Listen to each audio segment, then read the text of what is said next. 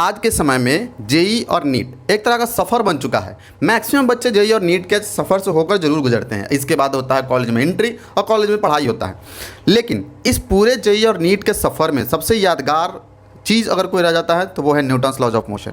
हर किसी का favourite chapter, कहीं पे भी डिस्कशन हो। अच्छा, जेई नीट के टाइम का याद है, ब्लॉक वाला, पुली वाला, बंदर वाला, ये सब सवाल हम लोग कैसे कैसे सॉल्व करते थे। तो ये एक याद बन जाता है। मैं कोशिश करूँगा कि जैसे हर बच्चे का मेमोरी में एक याद बनकर न्यूटन्स लॉ बन रह जाता है, उसी तरीके से मैं तुम्हें इतने अच्छे से बताऊँ कि तुम्हें भी इन क्वेश्चंस को सॉल्व करने में बहुत मज़ा आए और वो डिस्कशन तुम कॉलेज में जाने के बाद ज़रूर करो।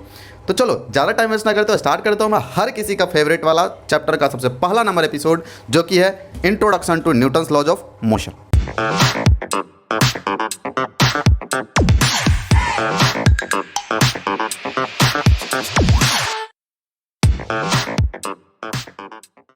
तो तुम तैयार हो न्यूटन्स लॉज ऑफ मोशन को पढ़ने के लिए?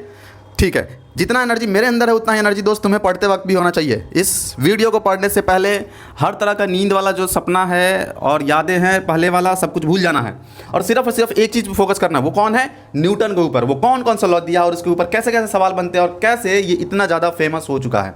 अब हम लोग जानते हैं न्यूटन्स लॉ को जानने से पहले हम लोग ये जान लेते हैं कि फिजिक्स के अंदर एक ब्रांच होता है। फिजिक्स का एक ब्रांच होता है। वो ब्रांच का नाम क्या है? वो है मैकेनिक्स।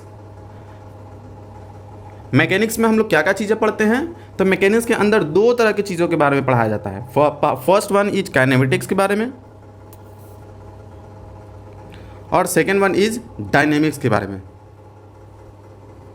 काइनेमेटिक्स किसको कहेंगे? तो जैसे पहले तुम लोग पढ़े हो ना, डिस्टेंस के बारे में, डिस्प्लेसमेंट के बारे में, वेलोसिटी के बारे में, उसके बाद से एक्सेलरेशन के बारे में, ये सब किसके अंदर आता है? और ये सब का सब आता है काइनेमेटिक्स के अंदर। जैसे एंगुलर वेलोसिटी पढ़ोगे अब इस क्लास में, और क्या पढ़ोगे? एंगुलर एक्सेलरेशन तुम पढ़ोगे, जिसको अल्फा से डिनोट करेंगे, इसको ओमेगा से डिनोट करेंगे। ये सब चीज़ें नया आएगा। तो ये सब का सब किस में बात किया जाता है? काइनेमेटिक्स के अंदर इन सबों का डिस्कशन होता है। अब बोलोगे सर ये डायनेमिक्स फिर क्या है? तो इन सबों का होने का वजह क्या है? किस वजह से ये डिस्टेंस ट्रेवल हुआ, डिस्प्लेसमेंट हुआ, वेलोसिटी आया, उसके अंदर एक्सेलरेशन आया, एंगुलर ही क्यों मूव कर रहा है, एंगुलर एक्सेलरेशन ही क्यों हो रहा है? ये सब का वजह जो होता है ना, दो चीज़ें होता है। पहला तो होता है एक फोर्स जो कि लीनियर मोशन करने का सबसे बड़ा वजह है, और दूसरा आता है हमारा टॉर्क जो कि एंगुलर मोशन करने के लिए सबसे ज़्यादा जिम्मेवार है। और इसे किसके अंदर पढ़ते हैं? डायनेमिक्स ऑफ मोशन के अंदर पढ़ते हैं। ये डायनेमिक्स में आता है। हम लोगों को इस क्लास में अभी इस न्यूटन्स लॉ के अंदर मेन फोकस करना है इसी डायनेमिक्स के ऊपर। पर डायनेमिक्स में दोनों की बात नहीं करूंगा मैं, फोर्स और टॉर्क दोनों का बात नहीं करूंगा मैं, सिर्फ और सिर्फ अभी मैं फोर्स का बात करूंगा। तो अभी मैंने और टॉर्क का बात कब करूंगा? टॉर्क का बात होगा, एक नया चैप्टर आएगा जो कि कौन होगा? रोटेशन के नाम से होगा। उसमें डायनेमिक्स सिर्फ टॉर्क के टर्म में बात होगा, सिर्फ एंगुलर हम लोग उसमें बातें करेंगे। तो ये तो हो गया इंट्रोडक्शन। अब हम लोग जान लेते हैं कि सर जी जब मेनली हमको फोर्स का ही बात करना है तो पहले तो यही बता दो ना कि व्हाट इज फोर्स। पहले से सुनते आ रहे हैं पर दिमाग मेरा कमज़ोर है, अभी छोटा दिमाग है, इस वजह से कमज़ोर होने की वजह से मैं भूल गया हूँ। थोड़ा याद दिलवा दो बस। तो अब भी मैं थोड़ा सा याद दिलवाता हूँ तुम्हें। हमें क्या जानना है? फोर्स के बारे में जानना है। तो सबसे पहला सवाल हमारे दिमाग में अभी क्या आ चुका है? पहले सवाल जरूर आना चाहिए मेरे दोस्त। सवाल अगर आएगा तभी तो जवाब तुम्हें जानने में मज़ा आएगा। तो फोर्स हम लोग जानते हैं, फोर्स कहते किसको है? तो फोर्स एक तरह का फिजिकल क्वांटिटी होता है। Force is a physical quantity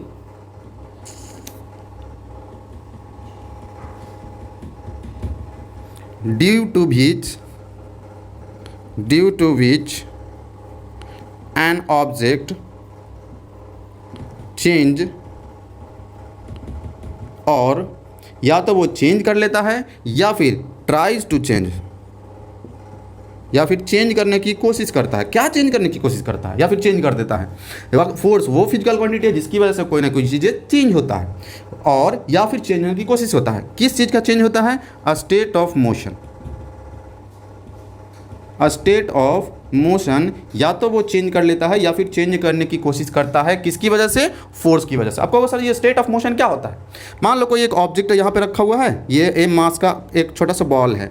दूसरा यही एम मास का बॉल जो है थोड़ी देर के बाद जब हम लोग देखते हैं तो इनिशियली तो हमको मिला था रेस्ट में, वेलोसिटी 0 था। फाइनली इसका वेलोसिटी अब 0 नहीं है, इसका कुछ ना कुछ वेलोसिटी आ चुका है। मतलब स्टार्टिंग में किस चीज़ में था? रेस्ट में था, और अब जो है मोशन में आ चुका है। अब बोलोगे सर जी इसके पीछे वजह क्या है? तो इसके पीछे वजह सिर्फ एक ही है, वो है फोर्स। मतलब रेस्ट से इसको मोशन में ला दे, मोशन में रहे तो इसको रेस्ट में रोक दे, चलता हुआ बॉल को रोक दे, या फिर हो सकता है कुछ वेलोसिटी से चल रहा है उसका वेलोसिटी बढ़ा दे, या फिर उसका वेलोसिटी घटा दे। ओवरऑल कहें तो इसका वेलोसिटी को चेंज कर दे, वेलोसिटी को चेंज कर दे। मतलब वेलोसिटी चेंज होना मतलब क्या होता है? स्टेट ऑफ मोशन चेंज होना। और स्टेट ऑफ मोशन को चेंज करने के पीछे वजह क्या कौन है? फोर्स ही है। अगर फोर्स लगेगा तब स्टेट ऑफ मोशन चेंज होगा। देखो जीरो वेलोसिटी था, कुछ वेलोसिटी आ गया, कुछ वेलोसिटी रहेगा भी तो उसको बढ़ा भी देगा, रहेगा तो हो सकता है उसको घटा भी दे, कुछ भी कर सकता है। दूसरा स्टेट ऑफ मोशन और कैसे चेंज कर सकता है? इसका चेंज कर सकता है शेप या फिर साइज चेंज करके इसका स्टेट ऑफ मोशन चेंज कर सकता है। ये दोनों वजह में से कोई एक वजह हो सकता है। तो व्हाट इज फोर्स? फोर्स वो फिजिकल क्वांटिटी है जो किसी भी ऑब्जेक्ट का स्टेट ऑफ मोशन या तो चेंज कर देता है या फिर चेंज करने की कोशिश करता है, उसी को बोलते हैं फोर्स। अब जैसे देखो ना, कोशिश कब करेगा? मान लो बड़ के चका दीवाल है, कैसा है? बड़ा सा दीवाल है, ये रहा दीवाल, माटी का दीवाल, ईंटा का दीवाल, पता नहीं किस चीज़ का यार। अब ये दीवाल जो है, इसके इस तरफ एक छोटी सी बालिका खड़ी है। बालिका जो है बहुत झगड़ालू टाइप है, ये चाहती है कि मैं अपना घर, जो हमारा घर अपने भाई के घर से अलग हुआ है, ऐसा कुछ। ये रहा भाई का घर, यहाँ बैठ के फर्स्ट क्लास ये बैठा हुआ है इसका भाई, और ये न्यूज़पेपर पढ़े जा रहा है।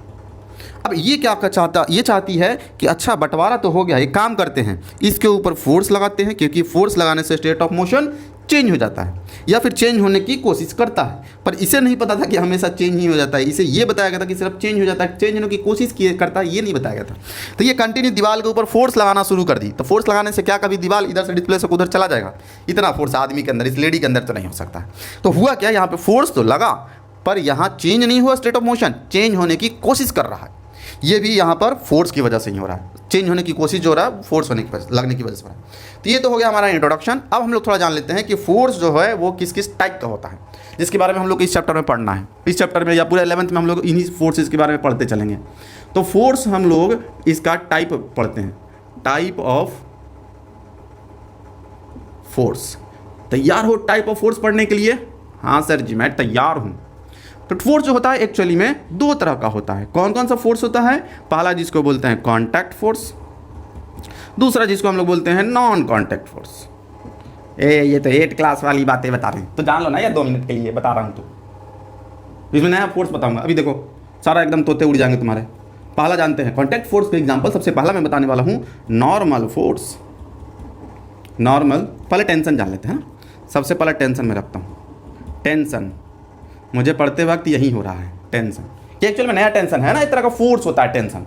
ये दिमाग वाला टेंशन नहीं है, ये टेंशन क्या है? फोर्स वाला टेंशन है, जो कि रस्सी वस्सी के अंदर, रॉड के अंदर, ये सब चीज़ों के अंदर तुमको देखने को मिलेगा। दूसरा जो होता है वो होता है normal reaction. Normal reaction, normal को एन से भी डिनोट किया जाता है, कुछ लोग आर से भी डिनोट कर देता है। तुम्हारा मन जिससे चाहो से डिनोट कर सकते हो, दोनों मिले तो समझ जाना। होता क्या है ना कि जब नॉर्मल फोर्स को कभी कभी लोग डिनोट करते हैं ना, तो फोर्स का यूनिट क्या होता है? न्यूटन। तो नॉन एन लिखा रहता है, इसका मतलब लोग न्यूटन ने समझ लेता है। इस वजह से कभी कभी लोग आर यूज कर लेते हैं, ताकि फोर्स का यूनिट जो न्यूटन होता है वो एन से डिनोट किया रहता है, तो उसमें और नॉर्मल फोर्स के सिंबल में अंतर दिखता रहे, इसको इसी वजह से कुछ लोग आर यूज कर लेता है। पर तुम एन भी यूज कर सकते हो, आर भी यूज कर सकते हो। नेक्स्ट कौन होता है? नेक्स्ट कॉन्टैक्ट फोर्स हमारा होता है फ्रिक्शन फोर्स। नेक्स्ट फ्रिक्शन के पहले मैं थोड़ा स्प्रिंग फोर्स बता दूंगा। स्प्रिंग फोर्स, इसको किससे डिनोट करते हैं? एफएसपी से, फोर्स स्प्रिंग की वजह से। नेक्स्ट हम लोग जानते हैं फ्रिक्शन के बारे में। ये तो हो गया फ्रिक्शन को कैसे डिनोट करते हैं? स्मॉल एफ से। नेक्स्ट हम लोग जानते हैं non contact force. Non contact force कैसे फोर्स को बोलते हैं? तो ऐसा फोर्स जिसमें हम लोग को अप्लाई करने के लिए किसी भी तरह का बॉडी को टच करने की जरूरत ना पड़े। ऐसा तब तो जादू हो जाएगा, मतलब बॉडी को टच भी ना करे, उसके ऊपर फोर्स भी लगना शुरू हो जाए। तो कौन सा फोर्स है? तो सबसे पहले देख लो ना, अगर तुम जानना चाहो इसके बारे में तो देखो अपने आसपास ग्रेविटेशनल फोर्स अवेलेबल है। अगर मान लो इस पेन को ही, इस स्केच पेन को ही मैं छोड़ दूं तो कहाँ चला जाएगा? धरती माता के गोद में। तो धरती माता की गोद में क्यों जाएगा? क्योंकि इस बॉल के इस मार्कर के ऊपर एक फोर्स लग रहा है जिसका नाम है ग्रेविटेशनल फोर्स। अब इसको धरती माता को टच करने की जरूरत नहीं, इस फोर्स को अप्लाई करने के लिए दूर से ही फोर्स लग रहा है। तो एक ऐसा फोर्स हो गया, नॉन कांटेक्ट फोर्स हो गया। नेक्स्ट है हमारा कौन? Electrostatic force. ये किसकी वजह से लगता है? चार्ज की वजह से। नेक्स्ट हम लोग जानते हैं मैग्नेटिक फोर्स। हाँ, मैग्नेट के बारे में पढ़े थे ना, मैग्नेटिक फोर्स। तो ये इलेक्ट्रोस्टैटिक फोर्स और मैग्नेटिक फोर्स, इन दोनों के बारे में मैं डिस्कशन करूंगा 12th में। और हमारा बचा हुआ जो सारा का सारा फोर्स है वो मैं बात करूंगा 11th में, और 11th में डिस्कशन होगा। इस वजह से मैं अभी टेंशन के बारे में, नॉर्मल रिएक्शन के बारे में, स्प्रिंग फोर्स के बारे में, फ्रिक्शन के बारे में और ग्रेविटेशनल फोर्स के बारे में थोड़ा थोड़ा अभी इंट्रोड्यूस करने जा रहा हूँ कि ये चीज़ें क्या क्या होता है।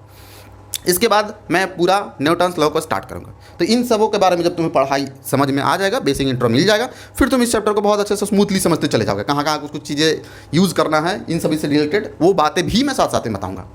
तो चलो हम लोग जानते हैं पहला नंबर फोर्स, जो कि कौन है? Tension force. टेंशन फोर्स होता क्या है, उसके लिए हम लोग को किस किस तरीके से ध्यान में रखना है, उसके लिए हमको किन किन बातों का ध्यान में रखना है, सब कुछ बताऊंगा मैं। तो देखो अब मैं समझाता हूँ तुम्हें सबसे पहला नंबर फोर्स। सबसे पहला नंबर फोर्स कौन सा है? Tension force. टेंशन फोर्स समझने में थोड़ा सा तुम्हें टेंशन हो सकता है, क्योंकि तुम्हें ध्यान से सुनना पड़ेगा, तभी तुम्हें समझ में आएगा व्हाट इज टेंशन फोर्स। हमें क्यों होगा टेंशन? क्योंकि हमें तो लेना है पेंशन। सबसे पहला नंबर जानते हैं टेंशन के बारे में। What is tension? Tension force क्या होता है? देखो टेंशन जनरली अगर देखोगे ना तो तुम्हें किस किस चीज़ के अंदर टेंशन फोर्स मिल सकता है? पहला तो स्ट्रिंग के अंदर तुम्हें मिल सकता है, दूसरा रॉड के अंदर मिल सकता है, और तीसरा चैन के अंदर मिल सकता है। इन तीनों में जनरली टेंशन फोर्स तुम्हें पाया जाता है। तो हम लोग जानते हैं टेंशन फोर्स होता क्या है। एक बार क्या हुआ ना कि एक टग ऑफ वार गेम होता है। क्या होता है दोस्त? टग ऑफ वार गेम होता है, मतलब रस्सी घींचा घींची, देहाती भाषा में इतना ही समझो। अब अंग्रेज लोग ऐसा ऐसा नाम रख दिया है। तो टग ऑफ वार में क्या होता है कि मान लो इधर एक बालक खड़ा है, एक बालिका को खड़ा करते हैं, ज़्यादा मजा आएगा। ये रहा, हे बालिका तुम टग ऑफ वार खेलो। टिंग टिंग, ये सब लड़कियों का गेम है ज़्यादातर, है ना? टिंग टिंग टिंग टिंग टिंग टिंग। अब ये भी क्या है? टग ऑफ वार का गेम होने वाला है। टग ऑफ वार के गेम में हुआ क्या कि जैसे ही इस पहली वाली बालिका ने, ए नंबर बालिका और यह है बी नंबर, ए नंबर बालिका चाहती है कि मैं अपनी तरफ इसे फोर्स लगा के खींच लूँ, दूसरा चाहती है कि तुम खींच लोगी और मैं क्या बैठ के यहाँ बेवकूफ़ हूँ कि गेम ही ना खेलूँ। तो दोनों जैसे इस रस्सी को खींचना शुरू किए, तो ये रस्सी के अंदर क्या हुआ, धीरे धीरे खींचने की वजह से इसका लेंथ थोड़ा बढ़ना शुरू हुआ। तो क्या होना शुरू हुआ? लेंथ इंक्रीज होना शुरू हो जाता है। क्यों इंक्रीज होना शुरू होता है? क्योंकि एक बालिका अपने तरफ खींच रही है, दूसरी बालिका अपने तरफ खींच रही है, और बीच में रस्सी बेचारा फंसा पड़ा है। तो अपना लेंथ वो इंक्रीज करने में उस फोर्स को इस्तेमाल करना शुरू कर देता है। लेकिन कभी कभी क्या होता है ना, ये जो लेंथ इसका इंक्रीज हो रहा है बल बिल्कुल कम होता है। कैसा? इन लेंथ का जो इंक्रीज होता है वो कभी कभी नेग्लेजिबल हो जाता है। नेग्लेजिबल मतलब बिल्कुल ना के बराबर होता है। अगर लेंथ में इंक्रीज नहीं हो रहा है इस रस्सी के अंदर, या फिर मान लो इंक्रीज हो भी रहा है, तो ऐसा समय आएगा जिसके बाद ये इंक्रीज होना बंद हो जाएगा। जैसे ही ये रस्सी में इंक्रीज होना लेंथ में बंद हो जाए, इंक्रीज इन लेंथ जो है वो अगर बंद हो जाए, तब समझ लो कि ये रस्सी जो है, स्ट्रिंग जो है, अब टेंशन में आ चुका है। किस में आ चुका है? टेंशन में आ चुका है। अब इसके पास टेंशन फोर्स लग रहा होगा। देखो अगर कहीं फोर्स लगेगा ना तो उसको कुछ ना कुछ इस्तेमाल होना चाहिए। अगर इस्तेमाल नहीं हो रहा है तब उसको कहीं ना कहीं बैलेंस करना पड़ेगा तुम्हें। अगर मान लो फोर्स लगाया, ये रस्सी का लेंथ बढ़ता जा रहा है, तब तो ठीक है, फोर्स का इस्तेमाल हो रहा है इसके लेंथ को बढ़ाने में, शेप चेंज, साइज को चेंज करने में। लेकिन अगर ये फोर्स का इस्तेमाल होना बंद हो जाए, लेंथ इंक्रीज होना बंद हो जाए, तब ये क्या करता है? रस्सी अपने तरफ एक फोर्स सेंटर की तरफ लगाना शुरू कर देता है, ताकि वो इन दोनों लड़कियों का जो परेशान करने वाला, टॉर्चर करने वाला एक फोर्स लग रहा है, उस फोर्स को बैलेंस कर सके। और वो फोर्स हमेशा किधर की तरफ होता है? जिधर तुम फोर्स लगाओगे उसका हमेशा अपोजिट डायरेक्शन में होगा। तो यहाँ पे भी टेंशन लग रहा और यहाँ पे भी टेंशन फोर्स लग रहा। एक और एग्जाम्पल देखो ना, दूसरा एग्जाम्पल तुमको दिखाता हूँ। जैसे मान लो एक बार क्या हुआ कि एक ऐसे लटका हुआ था, इससे एक बॉब, ये सीलिंग है, सीलिंग से एक हम लोग स्ट्रिंग लटका दिए, यहाँ पे नीचे एक छोटा सा बॉब लटका हुआ जिसका मास m है। अब ये क्या हुआ, नीचे से धरती माता कह रही है, यहाँ पे बैठी हुई है और ये बोल रही है, हे बॉब जी आप एक काम करिए, नीचे की तरफ मैं आपके ऊपर एक फोर्स लगाती हूँ। कौन सी फोर्स? गर्लफ्रेंड वाला फोर्स। अरे नहीं सॉरी, ग्रेविटेशनल फोर्स। तो यहाँ ग्रेविटेशनल फोर्स जो है नीचे की तरफ इस बॉब पे लगाया जा रहा है। अब जैसे ही धरती माता ग्रेविटेशनल फोर्स लगा के नीचे की तरफ खींचना शुरू कर देती है, वैसे ही क्या होता है, ये चाहता है कि मैं नीचे की तरफ फोर्स लगा जा रहा, मैं नीचे जा रहा हूँ। तो बोलेगा नीचे कैसे चले जाओगे, यहाँ का बीच में रस्सी बैठ करके कुछ कीर्तन कर रहा है थोड़ी। तो ये क्या कहता है रस्सी कि तुम्हारे तरफ जैसे ही नीचे फोर्स लगाएगा मैं उसको बैलेंस करने के लिए तैयार हूँ। अब कौन सा फोर्स लगा के बैलेंस करूँगा? रस्सी कहता है कि मैं टेंशन फोर्स लगा के बैलेंस करूँगा। तो यहाँ पे टेंशन फोर्स लगा के इस GF वाले फोर्स को, फिर तुम्हारे दिमाग में गर्लफ्रेंड चल रहा है, ये ग्रेविटेशनल फोर्स लगने पर इसको बैलेंस करने के लिए कौन आ रहा है? टेंशन फोर्स आ रहा है। तो ये होता है हमारा टेंशन फोर्स। नेक्स्ट हम लोग एक और एग्जाम्पल जैसे तुम्हें दिखाता हूँ। मान लो कि यहाँ पर एक है ऐसे टिंग, एक का ये है ट्रक, दूसरा है इधर ट्रक डब्बा है, बोल रहे ट्रक है। रुको यार, अभी ट्रक बना रहा हूँ मैं। मेरा डायग्राम जो है थोड़ा अलग रहता है, सिंपल, जो हर बालक को बनाने में तकलीफ़ ना आए। अगर किसी को तकलीफ़ आया तो वो डायग्राम ही क्या फिजिक्स का। तो ये एक कार, पहला गाड़ी है और दूसरा उधर गाड़ी है। ये दोनों चाहता है कि ये चाहता है कि मैं अपने तरफ फोर्स लगा के खींच लूँ, ये चाहता है मैं अपने तरफ फोर्स लगा के खींच लूँ। तो दोनों अपने अपने तरफ फोर्स लगा के खींचना चाहता है। बीच में क्या है, रॉड है एक, और ये रॉड लगने की वजह से दोनों तरफ जब फोर्स लगना शुरू हुआ तो इसका लेंथ धीरे धीरे इंक्रीज होगा। एक ऐसा टाइम आएगा जब इंक्रीज होना बंद हो जाएगा। जैसे इंक्रीज होना इसका लेंथ बंद हो गया, तब ये क्या करेगा, रॉड जो है, ये बीच में जो रॉड लगा हुआ है दोनों के बीच में, ये टेंशन फोर्स लगाना शुरू कर देगा, या फिर कह सकते हैं रॉड टेंशन में आ जाएगा। तो यही होता है टेंशन फोर्स। जब भी उसको दोनों तरफ से खींचना शुरू करोगे, या एक तरफ फिक्स कर दो दूसरी तरफ पकड़ के खींचना शुरू कर दो, तब उसके अंदर एक रिएक्शन फोर्स के रूप में आता है जिसको हम लोग बोलते हैं टेंशन फोर्स। वो बैलेंस करने के लिए सिर्फ आता है। तो ये हो गया टेंशन फोर्स का इंट्रोडक्शन, जिसमें बालिका आई, कभी फिर धरती माता आई, तो कभी ट्रैक्टर आया। अब हम लोग जानते हैं कि टेंशन फोर्स को जानने के बाद किन किन इंपॉर्टेंट पॉइंट्स को हमको ध्यान में रखने की बहुत ज़रूरत है, ताकि मैं सारी सवाल को फटाफट सोल्व कर सकूँ। ये मेरा हाथ है, कांग्रेस वाला हाथ है। कांग्रेस का हाथ ऐसा थोड़ी होता है, ऐसा होता है ना। तो ये दूसरा वाला हाथ है, ये फिजिक्स का हाथ है, अनीस सर का हाथ है। यहाँ पर क्या हुआ, यहाँ पे मैं अब इंपॉर्टेंट पॉइंट्स का डिस्कशन करने वाला हूँ मैं। इंपॉर्टेंट पॉइंट्स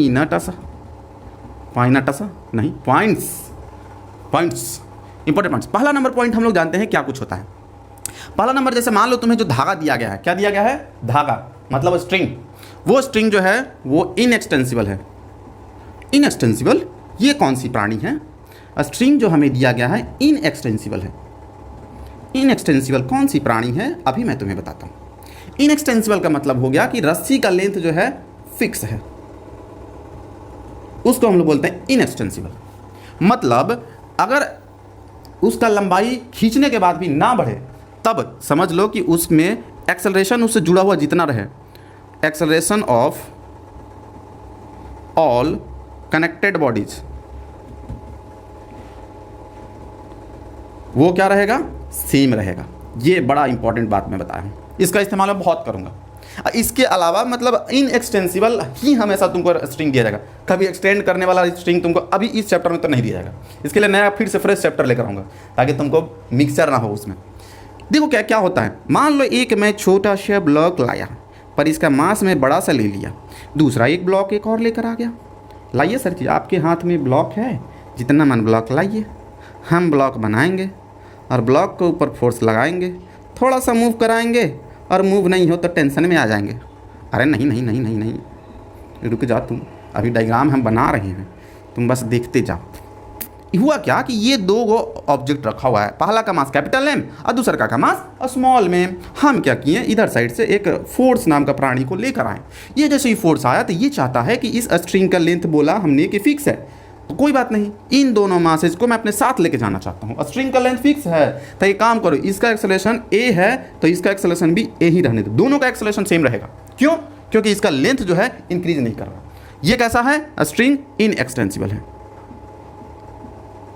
तो सर जी अगर एक्सटेंसिबल कर दूंगा तो फिर क्या होगा, फिर इसका एक्सेलरेशन ए तो इसका एक्सेलरेशन ए डैश हो जाएगा। और एक्सटेंड होने वाला जो रस्सी होगा वो तुम्हारे क्लास में तो नहीं दिया जाएगा, इस चैप्टर में तो नहीं दिया जाएगा। अब हम लोग नेक्स्ट जानते हैं, जैसे एक और तुमको मैं एग्जांपल देके दिखाता हूँ। जैसे मान लो इस तरह से ऐसे है, देखो ये बहुत इस्तेमाल होगा ब्लॉक पुली में, पुला पुली एकदम खूब बनेगा, और उसी के अंदर हम लोग इनएक्सटेंसिबल स्ट्रिंग हमेशा लिखा जाएगा क्वेश्चनों में, ताकि तुम सारे ब्लॉक का एक्सेलरेशन सेम रख सको। मान लो ये एक ब्लॉक है, ये दूसरा ब्लॉक है, इसको बोलते हैं पुली। पुली मतलब इधर उधर ऑब्जेक्ट को ऐसे घुमाने पे ये मूव करे इसके ऊपर। तो हुआ क्या कि ये हमने स्ट्रिंग कैसा ले लिया है, अभी ये स्ट्रिंग है सर जी, आप इनएक्सटेंसिबल ही लोगे, मुझे पता है, क्योंकि इनएक्सटेंसिबल के बारे में ही बता रहे हो। ये इनएक्सटेंसिबल स्ट्रिंग मैंने ले लिया, इसके ऊपर मास है स्मॉल एम, इसके ऊपर मास है कैपिटल एम। अगर मान लो इसके ऊपर कुछ ना कुछ अगर मूवमेंट होना शुरू हुआ, अगर तो इसमें जो एक्सेलरेशन रहेगा वही एक्सेलरेशन इसके पास भी आएगा।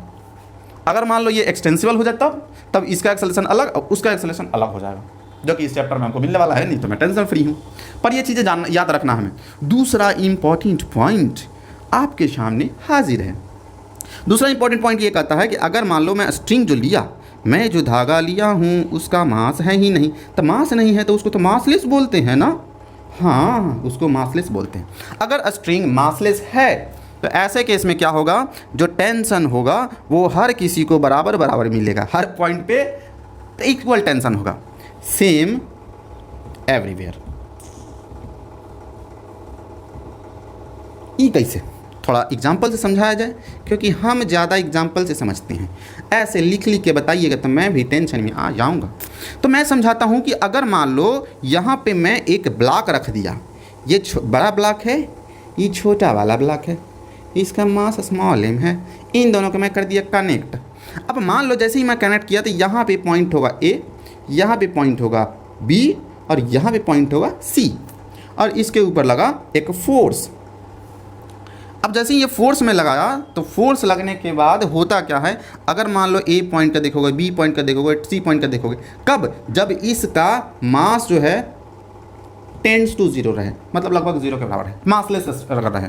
तो अगर ये मासलेस रहे स्ट्रिंग, तो ऐसे केस में क्या होता है, टेंशन जो A पॉइंट पे है वही टेंशन B पॉइंट पे भी रहेगा। यहाँ मैं लिखता हूँ, यहाँ लिखता हूँ A पॉइंट पे रहेगा वही टेंशन B पे रहेगा, वही टेंशन C पे रहेगा। हर जगह टेंशन का वैल्यू जो होगा सेम रहेगा, पूरे स्ट्रिंग में एकदम सेम चलेगा। एक और जैसे अगर एग्जांपल में लेकर चलूँ, मान लो कि मेरे पास एक ऐसा दे दिया, यहाँ पे बड़ा वाला ब्लॉक है और यहाँ पे छोटा वाला ब्लॉक है, इसका मास स्मॉल है, इधर साइड से अप्लाई किया गया है फोर्स। अब हमने इसे क्या किया, अटैच कर दिया, किस से, तो एक रॉड से। हे रॉड, आपके पास मास है? हाँ मेरे पास मास है। क्या मास है आपका? m' मास है। तब तो मास वाला स्ट्रिंग आ गया ना। रॉड के अंदर भी टेंशन होता है, देखो मैंने बताया, स्ट्रिंग के अंदर, रॉड के अंदर, चैन के अंदर। अब ये रॉड देखो, यहाँ पे मैं भी एग्जांपल भी दिया हूँ, रॉड के अंदर टेंशन। अब ये रॉड चाहेगा मैं टेंशन लेके आऊँ, क्यों? क्योंकि इधर साइड एक देखो फोर्स लग रहा है, तो इसको अपोज तो करना पड़ेगा ना। तो अपोज करने के लिए ये चाहता है कि मैं अपने अंदर फोर्स डेवलप करूं। कौन सा फोर्स? टेंशन फोर्स डेवलप करूं। तो रॉड जैसी टेंशन फोर्स डेवलप करने की कोशिश करेगा, तो ये मास वाला है। मास वाला होने की वजह से ए पॉइंट पे, यहाँ मान लो मैं ए पॉइंट मान के चलता हूँ, यहाँ पे मान लो मैं बी पॉइंट मान के चलता हूँ, यहाँ पे मान लो मैं सी पॉइंट मान के चलता हूँ। तो जो ए पॉइंट पे टेंशन होगा वो अलग होगा, बी पॉइंट पे जो होगा अलग होगा, और सी पॉइंट पे टेंशन अलग होगा। हर जगह अलग अलग टेंशन होगा। क्यों? क्योंकि इसके पास कुछ ना कुछ मास आ चुका है। जिसके पास भी, अगर धागे के पास, स्ट्रिंग के पास, या फिर रॉड के पास, या फिर चैन के पास अगर मास आ जाए, तो समझ लो कि उसके अंदर जो होगा हर पॉइंट पे अलग अलग वेरिएबल टेंशन आएगा। तो ये तो हो गया हमारा दो इंपॉर्टेंट पॉइंट। अब हम लोग चलते हैं तीसरे इंपॉर्टेंट पॉइंट की तरफ। दोनों बातें ध्यान में रखना है और इसको इस्तेमाल करके भी दिखाऊंगा एक अलग से। दो इंपॉर्टेंट पॉइंट जानने के बाद अब जानता हूं मैं कि तुम तीसरे इंपॉर्टेंट पॉइंट का इंतजार कर रहे हो। चलो जानते हैं तीसरा नंबर इंपॉर्टेंट पॉइंट भी क्या होता है। तीसरा नंबर इंपॉर्टेंट पॉइंट, पहले मैं करूंगा पास पार्टीशन, बंटवारा, इधर अलग उधर अलग, अलग अलग पढ़ाई होगा। इधर फिजिक्स पढ़ाई होगा, उधर केमिस्ट्री। नहीं फिजिक्स ही मैं पढ़ाऊँगा, पढ़ा दो। देखो अभी मैं क्या तीसरा नंबर इंपॉर्टेंट पॉइंट की बात करने जा रहा हूँ। ये किसके बारे में बात होने वाला है? इसमें पुली के बारे में, पुली से रिलेटेड हम लोग करने वाले हैं। पुली में अगर तुम्हें ये कह दिया जाए कि पुली जो दिया हुआ है वो पहला तो मासलेस है और दूसरा दिया दे दे कि ये फ्रिक्शनलेस है, ये दोनों बातें कह दे। पहला तो कह दे मासलेस और दूसरा कहे फ्रिक्शनलेस। अगर ये मासलेस और फ्रिक्शनलेस कह दिया, इसका मतलब ये है इस पुली के both side of pulley tension जो होगा वो सेम रहेगा। कैसे? तो इस तरीके से। किस तरीके से? इस तरीके से, ऐसे टिंग टोंग। ये कैसा पुली दे दिया? ये बोला है पहला तो मैं मासलेस हूँ और क्या हो, मैं फ्रिक्शनलेस हूँ। मैं कहीं फ्रिक्शन रखा नहीं हूँ, जो होता नहीं है। मैं आइडियल केस बता रहा हूँ। तो ये मासलेस है और दूसरा फ्रिक्शनलेस भी है। कौन? ये पुली जो रखा हुआ है। तो इधर साइड में टेंशन पता करना गया तो टी मिला, इधर भी पता करना गया टी रहेगा। अब इधर कितना भी ब्लॉक लटका दो, इतना भी, इधर मान लो 2 किलो, इधर 5 किलो लटका देंगे, उससे कोई फर्क नहीं पड़ने वाला है। तब भी टेंशन दोनों तरफ सेम ही चलेगा। इधर मान लो 10 kg, इधर 5 kg अब कर दें, तब भी ये टेंशन का वैल्यू सेम चलेगा। ये टेंशन चेंज नहीं होने वाला है। तो ये तो हो गया मासलेस और फ्रिक्शनलेस पुली रहने पर। अब हम लोग कुछ इस सिचुएशन में तुम्हें बताता हूँ। ये तीनों को मिक्स करके, first number, second number, third number, तीनों के मिक्स करके मैं थोड़ा 3 एग्जाम्पल देता हूँ। देखना उसमें कैसे कैसे तुम्हें प्रैक्टिस करना। एग्जाम्पल संख्या नंबर 1 दिया जाए मुझे। एक बार क्या हुआ, एक बार की बात है। कितनी बार की बात है? सिर्फ और सिर्फ एक बार की बात है। इस तरह का कुछ रखा हुआ था, यहाँ पे रखा हुआ था एक फिक्स था, एक पुली। जो पुली ना तो सिर्फ घूमे, ना इधर जाए ना उधर जाए। यहाँ पे वो रखा ब्लॉक, बड़का ब्लॉक, इधर लटका एक छोटका ब्लॉक, ऐसे इन दोनों को किया गया अटैच और इसे किया गया मैच। अब ये इस तरह का ये सिस्टम बना हुआ है। अब इसके अंदर मुझे जानना है टेंशन कहाँ पे क्या क्या होगा। तो देखो, एक होता है अम्ब्रेला कंसेप्ट। अम्ब्रेला कंसेप्ट ये कहता है कि कहीं पे भी अगर आपको जानना है कि टेंशन फोर्स किधर लग रहा है, उसका डायरेक्शन मुझे बताओ, तो उस पर बैठ जाना एक छोटा सा चिट्टा बन के, और चिट्टा बन के क्या करना, छाता को खोलना। जैसे मान लो इस ब्लॉक के पास में यहाँ मुझे जानना है, ब्लॉक से एकदम सटा हुआ कि टेंशन फोर्स किधर होगा, तो पहले इस ब्लॉक के ऊपर ही बैठ जाओ तुम एक चीटा बन के, और छाता खोलो। तो कैसे छाता खुलेगा, ऐसे छाता खुलेगा। अब इसके ऊपर मैं बैठ जाऊं, पुली के ऊपर, और इधर साइड जाना हो टेंशन, तो इधर साइड मुंडी करके अब चिटा बन के बैठ जाओ, और इधर छाता खोल दो, छाता ऐसे खुलेगा। नीचे साइड जाना है तो नीचे की तरफ मुंडी करके बैठ जाओ, एक छाता खोल दो, ऐसे चलेगा। ये अम्ब्रेला कंसेप्ट कहलाता है। इस पर जानना है इसके बगल में, तो यहाँ पे ऐसे छाता खोल दो। हर जगह बताओ टेंशन क्या क्या होगा। तो हमें ये कहा गया है कि ये जो पूरा सिस्टम है, इसके अंदर हमारा जो स्ट्रिंग है, वो स्ट्रिंग कैसा है, स्ट्रिंग है मासलेस। दूसरा कहा गया है ये अपना पुली जो है, पहला तो मासलेस है, अब प्लस में फ्रिक्शनलेस है। ये दोनों बातें कह दिया गया। अच्छा, स्ट्रिंग मासलेस, स्ट्रिंग मासलेस मतलब पूरे स्ट्रिंग में हर जगह टेंशन सेम होना चाहिए। यहाँ पे टेंशन टी, आगे की तरफ यहाँ भी टी, यहाँ भी टी, यहाँ भी टी, यहाँ भी टी, यहाँ भी टी, लेकिन यहाँ पे जैसे यहाँ पे भी टी, मतलब इस पॉइंट पे भी टी ही मिलेगा टेंशन। अब पुली के उस तरफ में जाने की कोशिश कर रहा हूँ, तो पुली के बारे में जानकारी होना चाहिए। पुली कैसा है, तो पुली के बारे में भी कह दिया है, मासलेस है प्लस फ्रिक्शनलेस है। अगर पुली मासलेस और फ्रिक्शनलेस होता है तो पुली के इस साइड उस साइड क्या होता है, टेंशन फिर से सेम। तो इस साइड से इस साइड जैसे मैं पुली के जाऊँगा तो पुली मासलेस है और फ्रिक्शनलेस है, इसलिए इधर जो टेंशन रहेगा वही टेंशन इधर भी आ जाएगा। फिर मैं यहाँ से देखा कि अच्छा ये स्ट्रिंग कैसा था, स्ट्रिंग था मासलेस, तो मासलेस होने की वजह से यहाँ tension T T T T T, यहाँ भी आया टी, तो हर जगह इस पूरे स्ट्रिंग में टेंशन सेम, तो यहाँ पे भी टेंशन सेम टी ही रहेगा। तो ये देखो पहला एग्जांपल मैं करके दिखा दिया। एक और एग्जांपल मैं तुम्हें देता हूँ, क्या करता हूँ, तुम्हें देता हूँ। ये है इस तरह का फिर से सिस्टम। यहाँ पे रखा है ब्लॉक, बड़ा वाला ब्लॉक, यहाँ पे रखा हुआ है पुली, ये टिंग टोंग टिंग टिंग टिंग टांग, ऐसा। इस बार कह दिया गया है जो स्ट्रिंग है अपना वो कैसा है, मासलेस है, लेकिन ये अपना पुली कैसा है, पुली क्या है, नॉट मासलेस और फ्रिक्शनलेस। मासलेस और फ्रिक्शनलेस अब नहीं है, तब क्या कुछ होगा, इसके पास ये अगर मास वाला हो गया तो यहाँ से मैं चलने की कोशिश किया, पहले छाता कंसेप्ट लगाते हैं, यहाँ टेंशन आई शे, यहाँ टेंशन आई शे, यहाँ टेंशन आई शे, ऐसा टेंशन आई शे हो गया। अब मुझे जानना है कि टेंशन कितना कितना होगा। अगर मान लो यहाँ मैं टी लेके चला टेंशन, फिर मुझे पता चला कि मैं आगे की तरफ जाऊँगा, तो आगे की तरफ जाने से पहले मुझे ये जानना पड़ेगा ये धागा कैसा है, मासलेस है या नहीं है। तो धागा के बारे में पता चला मासलेस है, तब तो ये पूरे पॉइंट पे टेंशन सेम चलेगा, तो यहाँ भी टेंशन मुझे टी ही मिला। अब मैं पुली के इस तरफ से उस तरफ जाने वाला हूँ, तो मुझे पुली के बारे में जानकारी होना चाहिए। पुली न मासलेस फ्रिक्शनलेस इस बार नहीं है, तो इसको मान लो T1, इसको मान लो T1, इस पुली के इधर आओ तो इधर हो जाएगा T2, इधर T1 तो इधर दूसरा टेंशन होगा। अब इस धागा कैसा है, ये मासलेस है, तो धागा में आगे बढ़ना है तो धागा के बारे में जानकारी मिला मासलेस है, तो इसमें हर जगह टेंशन सेम, तो यहाँ T2 तो यहाँ भी T2 हो गया। अब हम लोग नेक्स्ट एग्जाम्पल एक और दिखाता हूँ मैं, एक और एग्जाम्पल चाहिए। अगर मान लो इस तरह का दिया हुआ है सिस्टम, ये रहा सा से सिस्टम, ये रहा टिंग टोंग, ये रहा, और ये रहा कौन, पुली, ये पुली, पुली टिंग, ये रहा।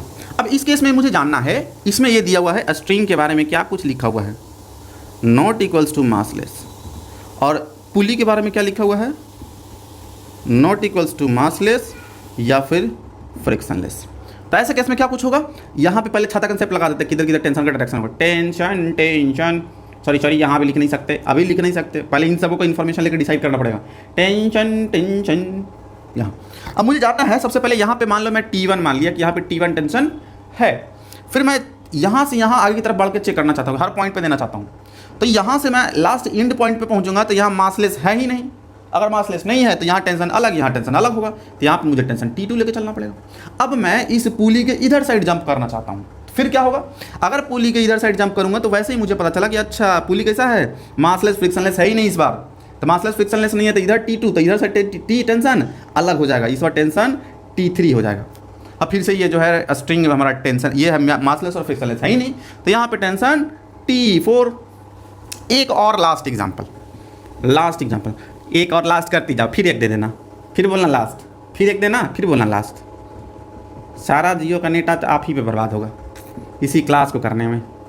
रुक जाओ यार, ऐसे गुस्सा नहीं, इतना गुस्सा करने से न्यूटन साहब गुस्सा आ जाएंगे और लॉ चेंज कर देंगे, 3 से 2 को लॉ कर देंगे। अब देखो इसमें हुआ क्या, इस बार बोल रहा है स्ट्रिंग जो है, स्ट्रिंग कैसा दिया हुआ है, ये दिया हुआ है नॉट इक्वल्स टू मासलेस, लेकिन पुली के बारे में लिख दिया, क्या लिखा है, ये है मासलेस और फ्रिक्शनलेस। इस बार क्या कुछ होगा, पहले मैं यहाँ पे देता हूँ छाता कंसेप्ट से सब जगह टेंशन की बारे में, मुझे ये पता चला कि यहाँ पे मैं टेंशन T1 लेके चलना चाहता हूँ, लेके चलो, तुम्हारा मान लेके चल सकते हो। लेकिन अगर यहाँ से आगे की तरफ बढ़ोगे तो ये स्ट्रिंग कैसा है, मासलेस है नहीं है, नॉट इक्वल टू मासलेस। अगर मासलेस नहीं है तो यहाँ T1 लेके चलो, तो यहाँ तुम्हें T2 लेके चलना पड़ेगा। लेकिन यहाँ पर इस बार क्या है, पुली जो है मासलेस और फ्रिक्शनलेस है, तो यहाँ T2, तो यहाँ पे भी T2 और यहाँ पर T3, ऐसा। क्योंकि यहाँ से यहाँ जो अब स्ट्रिंग के थ्रू आएंगे तो ये पुली जो है वो ये पुली तो मासलेस और फ्रिक्शनलेस है, तो T2 यहाँ तो T2 यहाँ भी होगा, लेकिन स्ट्रिंग जो है इस बार मासलेस नहीं है, इसलिए यहाँ T2 तो यहाँ पे T3 हो जाएगा, अलग टेंशन रहेगा बस। तो ये हो गया हमारा इतना सारा पॉइंट। अब 4th नंबर लास्ट पॉइंट एक रह गया है, बस इसे मैं बताऊँगा। अच्छा मान लो अगर स्ट्रिंग को मैं बदल दूँ, स्ट्रिंग ही बदल दूँ, स्ट्रिंग अगर मैं कर दूँ चेंज तो टेंशन हो जाएगा चेंज। कैसे सर जी, थोड़ा एक एग्जांपल दे दो। एक बार की बात है, एक ऐसा सिस्टम रखा था, दूसरी बार की बात है एक सिस्टम ऐसा था, दोनों में फुचर ऐसा कुछ ड्रॉ किया था, टिंग टंग किया था, टिंग टंग किया था। यहाँ पे एक लटका था पुली, यहाँ भी लटका था पुली, इन दोनों को जोड़ दिया, यहाँ भी लटका दिया पुली, ये रहा बालक। यहाँ पे भी एक है ब्लैक, यहाँ पे भी है एक ब्लैक, ये है देखो इतना बड़ा सिस्टम देख के डरना मत, ऐसा कहीं ना हो जाए कि तुम लोग देखिए डर गए। और सारा का सारा जो पुली है उसके बारे में लिखा गया है, क्या लिखा गया है, पुली, ये स्ट्रिंग के बारे में क्या लिखा हुआ है, मासलेस है। पुली के बारे में क्या लिखा हुआ है, मासलेस प्लस फ्रिक्शनलेस, ये दोनों बातें लिखा हुआ है। तो मतलब हर जगह मैं टेंशन तो सही में लेके चल सकता हूँ, लेकिन इस बार धागा अगर चेंज हुआ, अगर स्ट्रिंग चेंज हुआ तो फिर चेंज करना पड़ जाएगा। यहाँ से मैं चलता हूँ, हर एक जगह मैं लिखने की कोशिश करता हूँ टेंशन के बारे में। इस ब्लॉक के पास में इधर, इस ब्लॉक के पास में इधर, इस ब्लॉक के पास में इधर, इस ब्लॉक के पास में इधर, यहाँ पुली के पास इधर, यहाँ पे पुली से नीचे, ये पुली से नीचे, ये पुली के इधर, ये ब्लॉक के इधर। ठीक है, अब सब जगह मैं लिखना शुरू करता हूँ। स्ट्रिंग भी मासलेस, पुली भी मासलेस, अरे हाँ सही है, प्लस यहाँ लिखो, मैं गड़बड़ नहीं सोचने का। मासलेस और फ्रिक्शनलेस है, तो यहाँ टेंशन T, तो यहाँ से मैं आगे बढ़ूंगा तो फिर मासलेस होने की बस यहाँ भी टेंशन T, ब्लॉक के इधर, ये पुली के इधर आऊँगा तो इधर भी टेंशन T, इसके नीचे आऊँगा तो यहाँ भी टेंशन T, जहाँ भी ये देखो धागा सेम चल रहा है, यहाँ पे धागा सेम चल रहा है ना, स्ट्रिंग सेम चल रहा है, तो इधर भी इधर टेंशन T, इधर भी टेंशन T होना चाहिए, क्योंकि मासलेस और फ्रिक्शनलेस भी है पुली, सारा का सारा पुली। तो यहाँ भी टेंशन T, तो यहाँ भी टेंशन T, यहाँ भी टेंशन T, यहाँ भी टेंशन T, यहाँ भी टेंशन T। लेकिन इस बार क्या हुआ, देखो ये कैसा है, पुली हमारा मासलेस और फ्रिक्शनलेस है, तो यहाँ टेंशन T, तो यहाँ भी टेंशन T जरूर होगा, लेकिन नीचे साइड टेंशन हमारा सेम नहीं हो सकता। नीचे मैं थोड़ा बड़ा बनाता हूँ, है ना, थोड़ा मैं बड़ा बनाता हूँ, तो गड्ढा में चला गया सर जी, इतना जगह भी नहीं था, अब बना दिए। तो यहाँ क्या होगा, अगर T यहाँ T, तो यहाँ पर हो जाएगा T डैश। क्यों T डैश हो गया, क्योंकि देखो ये धागा जो जा रहा है, पूरा का पूरा स्ट्रिंग जो जा रहा है वो एक स्ट्रिंग है, सिंगल स्ट्रिंग चेंज नहीं हुआ।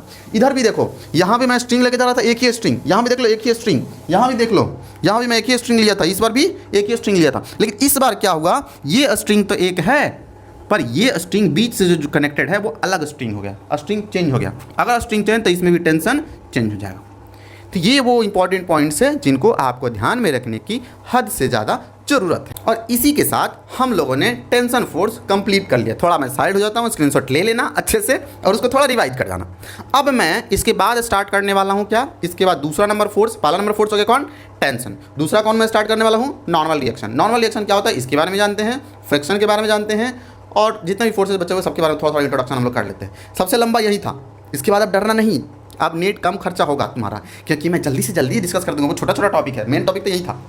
चलो चलते हैं सर जी नए टॉपिक पे। फाइनली हमने टेंशन वाला टेंशन जो तुम्हारे दिमाग से वो कंप्लीट कर दिया है। अब देखो मैं नेक्स्ट बताने वाला हूँ सेकंड नंबर फोर्स के बारे में। सेकंड नंबर फोर्स कौन सा था? सेकंड नंबर फोर्स था नॉर्मल रिएक्शन। तो नॉर्मल रिएक्शन का मैं बात कर लेता हूँ।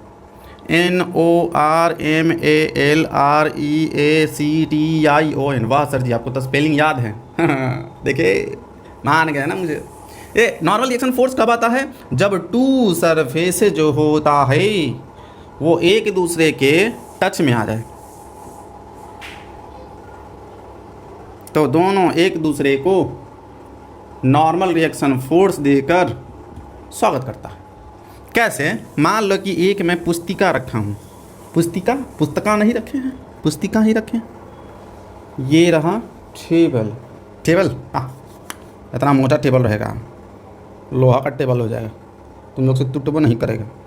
ये यहाँ पे टेबल रखा हुआ है, यहाँ पे है ब्लॉक नहीं, इस बार बुक है, एच.सी. वर्मा सर का बुक रखा हुआ है यहाँ पर बीच में। हुआ ऐसा कि जैसे ये रखा हुआ था तो ये बुक का कुछ ना कुछ मास होगा। मास होने की वजह से ये चाहता है कि मैं नीचे की तरफ एक फोर्स लगाऊं। किसके ऊपर? इस वाले टेबल के ऊपर। जैसे ये टेबल के ऊपर फोर्स लगाता है नॉर्मल तो नीचे की तरफ, तो ये क्या करता है, नीचे वाला देखो ऐसा कुछ सीन बनता है। ये कौन सा सरफेस है? सरफेस ऑफ बुक है।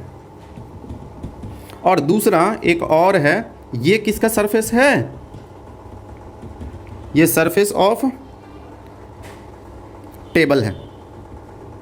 दोनों का सरफेस है ये। अब ऐसा सीन में क्या होता है कि ये बुक कहता है कि तुम मुझे mg4 से नीचे धकेलोगे, हम तुमको छोड़ देंगे, नहीं, हम तुमको N1 रिएक्शन देंगे ऊपर। तब ये बोला कि ठीक है, मैं भी तुम्हें रिएक्शन दूंगा नीचे। ये लगाया N2, और इन दोनों सरफेस के बीच में एक N1 और N2 नॉर्मल रिएक्शन के रूप में लगा। अब N1 जो है N2 के एक्चुअल में यहाँ पे बराबर होता है दोनों। N1 कौन लगा रहा है? N1 जो लगा रहा है वो कौन लगा रहा है? सेकेंड वाला सरफेस। किसके ऊपर? फर्स्ट वाले सरफेस के ऊपर। मतलब ये जो टेबल है वो बुक के ऊपर लगा रहा है, बाई टेबल ऑन बुक, क्योंकि दोनों एक दूसरे का टच में है इसलिए। दूसरा क्या होता है, ये N2 जो देख रहे हो वो कौन लगा रहा है? वो बुक लगा रहा है। किसके ऊपर? टेबल के ऊपर। तो बाई बुक, और किसके ऊपर? ऑन टेबल के ऊपर, ऐसा कुछ। तो ये होता है हमारा नॉर्मल रिएक्शन। एक बात और जो है ना वो तुम्हें ध्यान में रखना है, क्या कि नॉर्मल रिएक्शन जो होता है ऑलवेज परपेंडिकुलर होता है टू सरफेस। कब? तब जब फ्रिक्शन जो हो सरफेस का ज़ीरो रहे। अगर फ्रिक्शन रहेगा तो मैं फ्रिक्शन चैप्टर में बताऊंगा कि क्या कुछ होगा। तो नॉर्मल रिएक्शन हमेशा जो होता है सरफेस के परपेंडिकुलर होता है। कब? जब हमारा फ्रिक्शन ज़ीरो रहे। जैसे देखो ना, एक एग्जांपल मैं करके दिखाता हूँ। ये रहा टिंग टोंग, ये एक सरफेस है, ये दूसरा सरफेस है। इन दोनों के बीच में ऐसा कुछ है, एक ग्रूव बना हुआ है छोटा सा, ये ग्रूव है। ग्रूव के बीच में क्या हुआ, एक बॉल को हमने फंसा दिया। इस तरीके का एक बॉल है, ये फंसा हुआ है। तो अगर ये बॉल फंसा हुआ है तो ये बॉल फंसने की वजह से यहाँ पे क्या होता है, एक नॉर्मल रिएक्शन लगना शुरू हो जाता है। कौन लगा देगा ये नॉर्मल रिएक्शन? ये सरफेस लगा रहा होगा। इस सरफेस के ऊपर कौन सा नॉर्मल रिएक्शन आ रहा होगा? मतलब दूसरा एक नॉर्मल रिएक्शन आ रहा होगा जो ये बॉल लगा रहा होगा। और यहाँ पे भी एक दूसरा क्या लग रहा है? Normal reaction. तो ये है N1, यह है N2, दोनों सरफेस की वजह से अलग अलग। यही है नॉर्मल रिएक्शन। लेकिन ये जो नॉर्मल रिएक्शन है किसके परपेंडिकुलर रहेगा? इस वाले सरफेस के। ये नॉर्मल रिएक्शन किसके परपेंडिकुलर रहेगा? इस वाले सरफेस के। ये है, यही है हमारा नॉर्मल रिएक्शन। अब सेकेंड में चलता हूँ। नेक्स्ट कौन सा बताने वाला हूँ? स्प्रिंग फोर्स के बारे में। Spring force. अच्छा, स्प्रिंग फोर्स को किससे हम लोग डिनोट किया करते हैं जनरली? इसको डिनोट करते हैं FSP से। सर जी पहले ये बताओ ना, अगर मुझे स्प्रिंग के बारे में नहीं पता होगा तो आप बताओगे क्या? मैं बताऊंगा ना। देखो स्प्रिंग किसको कहते हैं। एक क्या करो, कॉइल्ड मेटालिक वायर ले लो। वही कॉइल्ड मेटालिक मक्खी बा, स्प्रिंग फोर्स पढ़ रहा हो तुम बीच में आ रहे हो, डिस्टर्ब कर रहे हो। देखो कॉइल्ड मेटालिक वायर अगर ले लोगे तो कॉइल्ड मेटालिक वायर जो होगा उसको हम लोग बोलते हैं स्प्रिंग।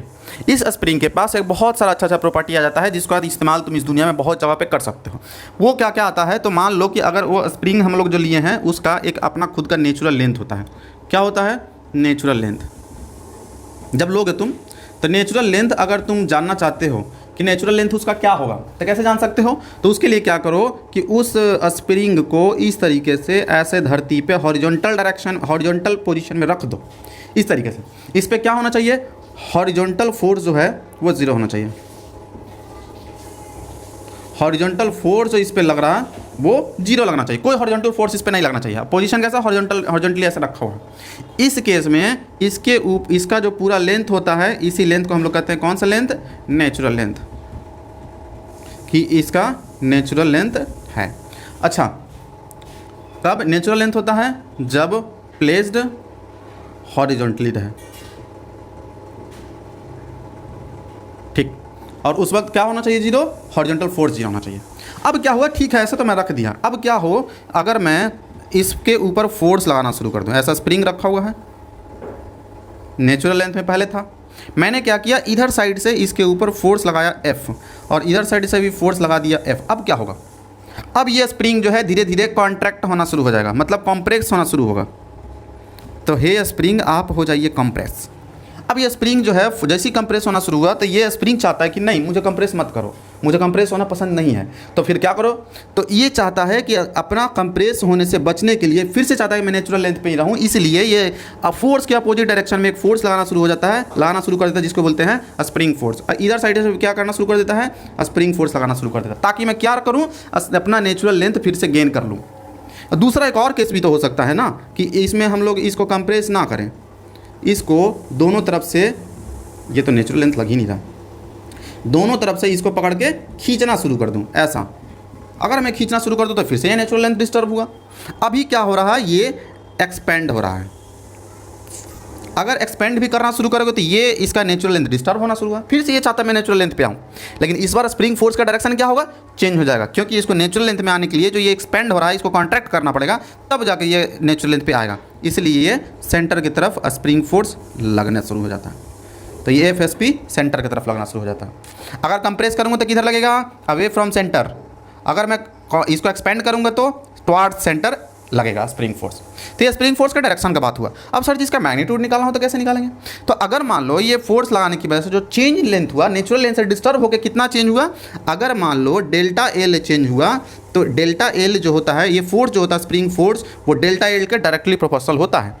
अगर तुम्हें जानना है एग्जैक्ट वैल्यू, तो ये क्या करो, इस प्रोपोर्शनलिटी कांस्टेंट को हटा के कांस्टेंट लेके आ जाओ और बीच में रख दो क्या, चेंज इन लेंथ। यही फॉर्मूला हो गया स्प्रिंग फोर्स जानने का। इसमें K क्या है, K जो है अपना ये है स्प्रिंग कांस्टेंट।